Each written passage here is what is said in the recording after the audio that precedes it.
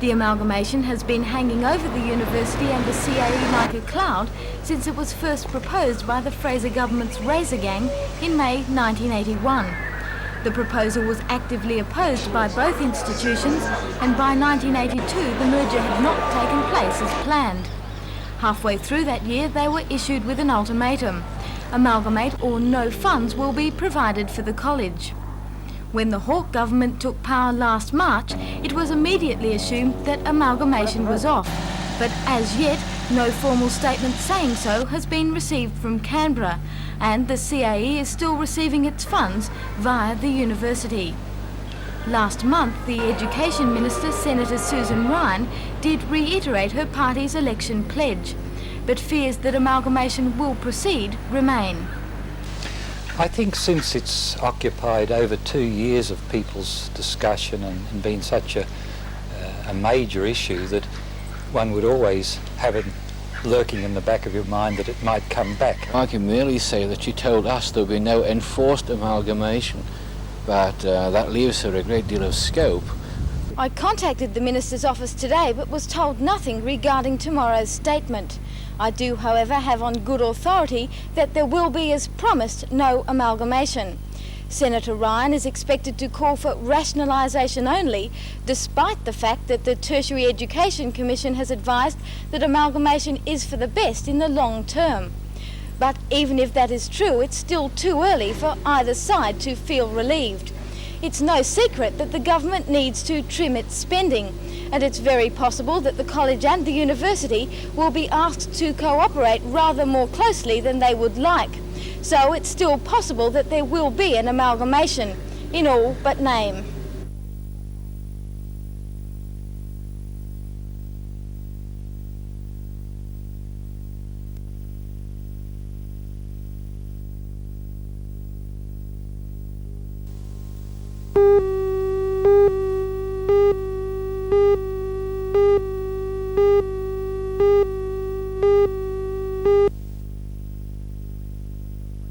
Speedy winger Frank Farina may be relegated to the substitutes bench if team captain Tom McCulloch is past fit. Coach Les Scheinflug is toying with the idea of keeping McCulloch in midfield and pushing aggressive Jim Patikas into the forward line to add more punch to the Australian attack.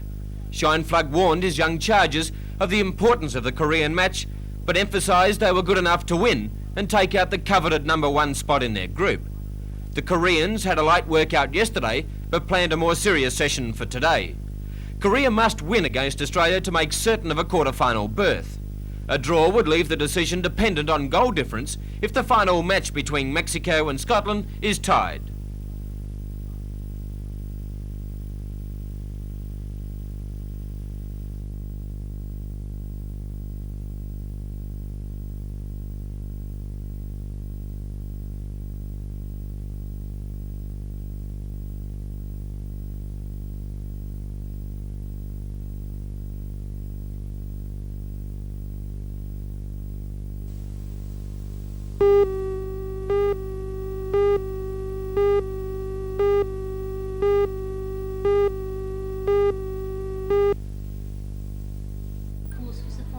In her speech last night, Ms Nyland said that the Anti-Discrimination Board wanted to hear more from people in the Hunter region. She says there's been a noticeable lack of input from the North, and the board believes it may have something to do with the region's reluctance to complain to Sydney. For that reason, the Anti-Discrimination Board is looking at setting up a branch in Newcastle. I want to find out why the citizens of Newcastle aren't pursuing their rights under the Anti-Discrimination Act. And they aren't? Not in the numbers that they should be. They have been very reticent to complain, and a number of reasons have been suggested why that may be so. One of the reasons that's been suggested is that we don't have a Newcastle presence, that people want to complain and talk to their problems with a local person who can sort things out locally, and that it is far too difficult to make contact through to Sydney. Well, do you expect that perhaps in the near future that you will have a Newcastle presence? One of the things I'm doing is checking out the feasibility of a Newcastle office of the Anti-Discrimination Board, a place that's accessible for all complainants, the disabled as well as the able-bodied, and of recruiting a local person who would know Newcastle, understand Newcastle's particular issues, and assist them in pursuing their rights under the law.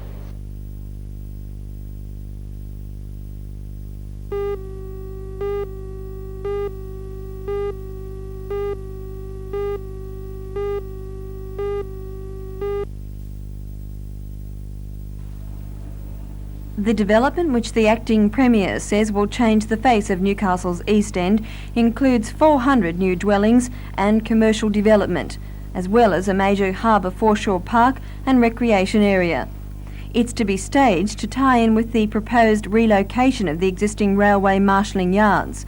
Stage 1 involves medium-density housing development on the site of the old Zara Street power station. The other 2 stages will depend on the market requirements for both commercial space and medium-density dwellings. Neither at the moment are in high demand, and this worries local real estate experts. While they welcome the move, they do believe the government is being a little optimistic in believing that the development can be completed by 1990 under the existing real estate market. Looking at it, I think they are probably being a little bit optimistic. The 3-stage development that they have there, I think the first stage should go through very well. It's being done by the public sector, and I don't see any problems there. The second 2 stages are ones that I feel probably could run out longer than normal.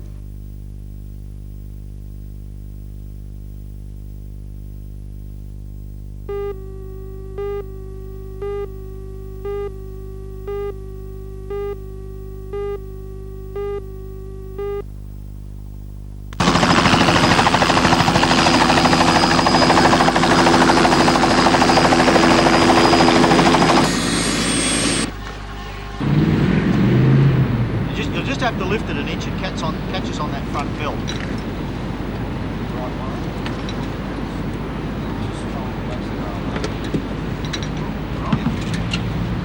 Just watch his arms.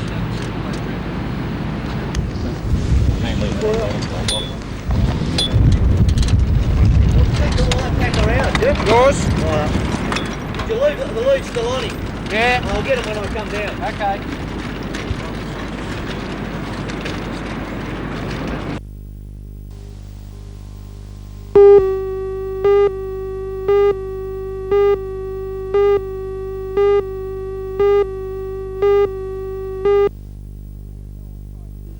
The VFL Tribunal has fined Carlton and Essendon an extra $1,500 for public criticism of umpires after their clash at VFL Park in Melbourne last Saturday.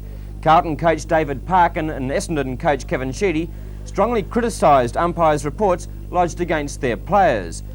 Bomber pair Roger Merritt and Merv Nagel and the Blues' Justin Madden were reported on striking charges. Both Carlton and Essendon were automatically fined $1,000 earlier this week because of the comments on matters yet to come before the VFL Tribunal. In East Berlin, East German Marlens Gore broke her own world record for the 100 metres when she clocked 10.81 seconds in East Berlin's Olympic athletics meeting today. Gore, 25, trimmed 7/100ths of a second off the time she set in July last year. Compatriot Marita Coe, the 200 and 400 metres world record holder, finished second in 10.83 seconds.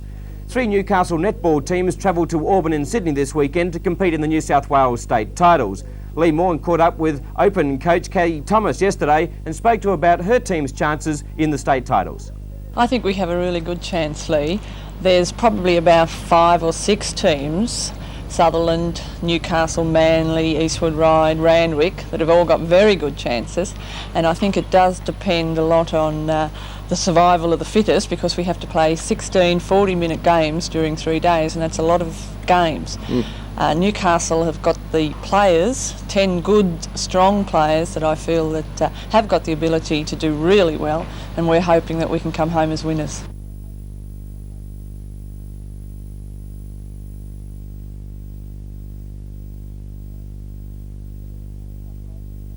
That are in the Newcastle Open team this year play in the State League, and I think that is really good experience for them. They're used to the hard play. They're playing every week at that standard, and they're going to have to play 5, 6, or well 16 games really of that same standard over those 3 days. And that's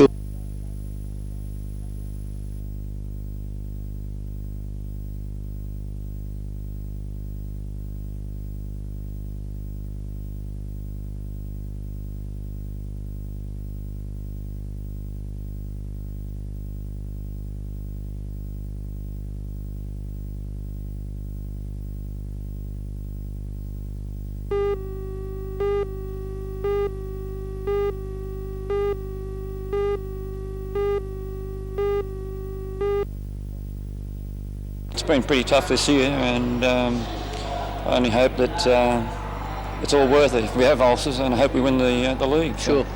Hard sitting on the bench, you'd rather be out there playing. Obviously, you're going to let off steam, but being locked on the bench, trying to dream up tactics has got to be the toughest thing in basketball. Well, it's Dennis makes all the decisions, and lots of times if I can see something that needs done or could be rectified or improved, or I just make a note of it, or I'll let Dennis know, and then it's up to him whether he makes a decision or not.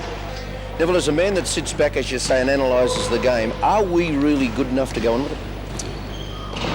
Yes, I think we are good enough to go on with it, but I think in some cases, looking at the team this year, I think our defence has to be picked up a great deal. We've got the shooters, heaps of shooters in the team, but we need to play defence. And what a lot of the guys have got to start doing is, if they're guarding a guy, say if they've given an assignment to mark someone, they should say to themselves, I've got to keep this guy down to 10 points. There's no point in scoring 30 points and your man scores 32.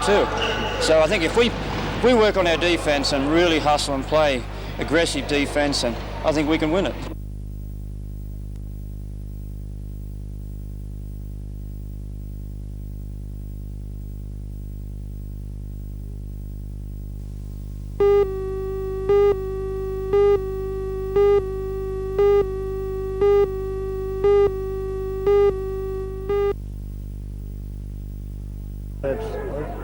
Swung away, Suburbs have the 1982 Cardiff Player of the Year, Bobby Clayton, back in action for the big gun. Very, very simply done. And Western Suburbs get a try on the board. John Adams going away to Davies, side spring. Boydie Davies makes a little bit of room. Picked it up cleverly, got it away to Dougie Tanner. Will he go round Robbie's quick? Round Bob and scores the first try of the match, Dougie Tanner. I hadn't got the words out of my mouth, but they hadn't done anything when they did. And Doug Tanner, right round underneath the goalpost to really set it off well.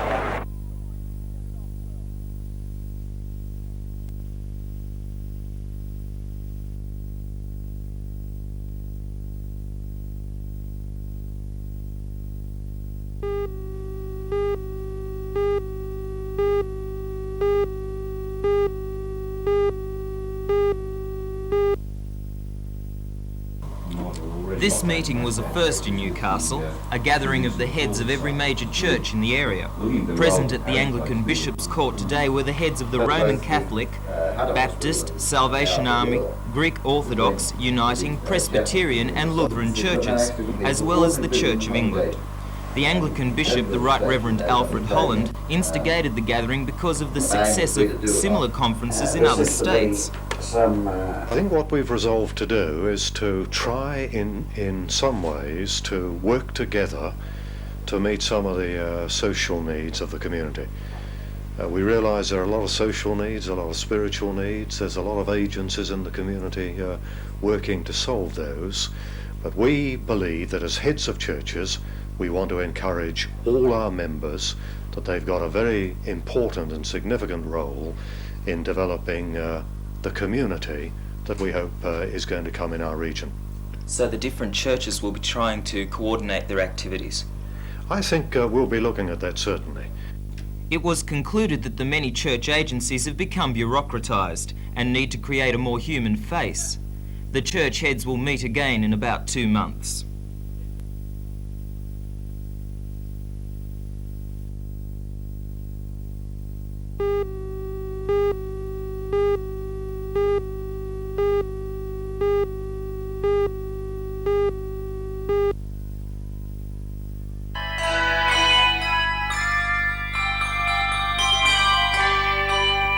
Choir, which is comprised of 3 families, travelled from Melbourne for the concert. The group goes under the name of La Campanella, or the Little Bells, and is renowned as one of the best handbell ringing choirs in Australia. In its repertoire is a number of classical and sacred pieces, as well as contemporary music, which is played on a 4-octave set of Schulmerich bells.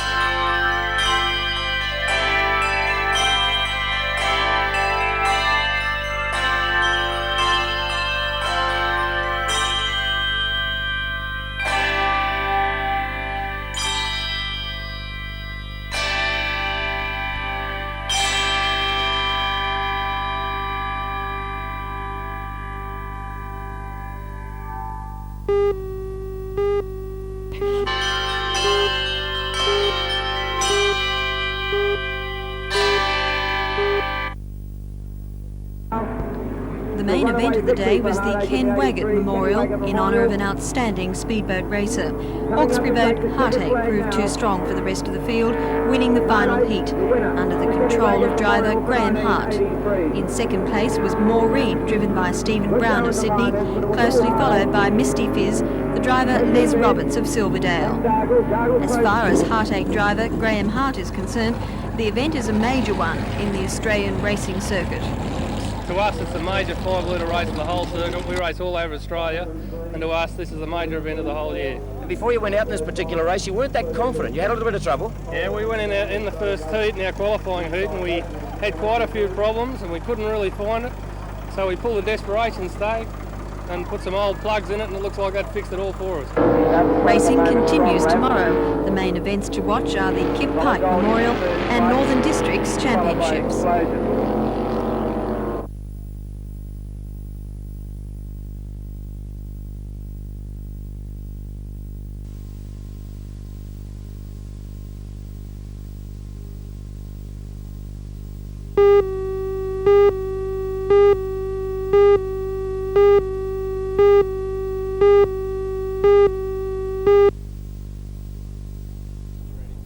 Thanks, John. Good morning. Well, another crisp morning out here, I'm afraid.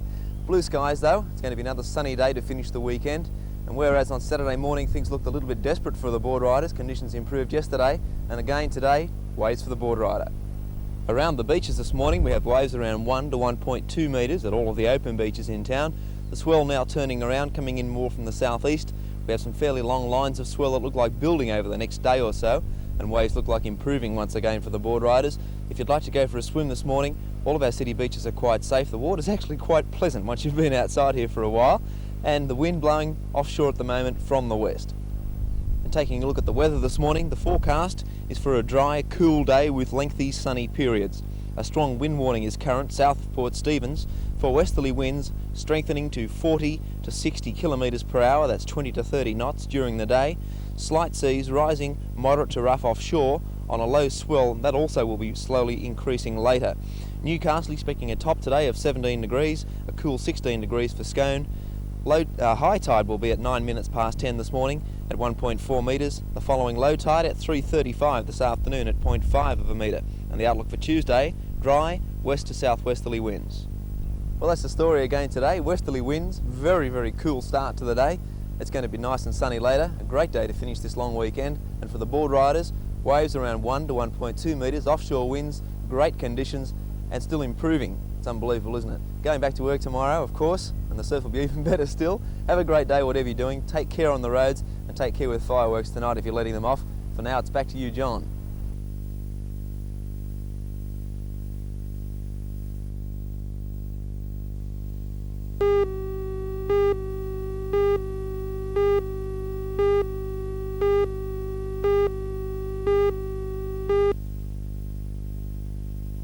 The HMAS supplies the Australian Navy's Fleet Oiler, a kind of mobile service station which spends long periods at sea.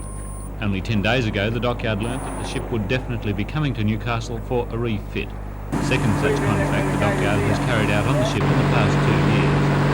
No figure has been released for the cost of the work, but it will take until August the 10th and has saved at least temporarily 30 jobs. The Manly Ferry Queen sloop due to leave the dockyard on Sunday, the dock had little other work in the offing. Against the southerly,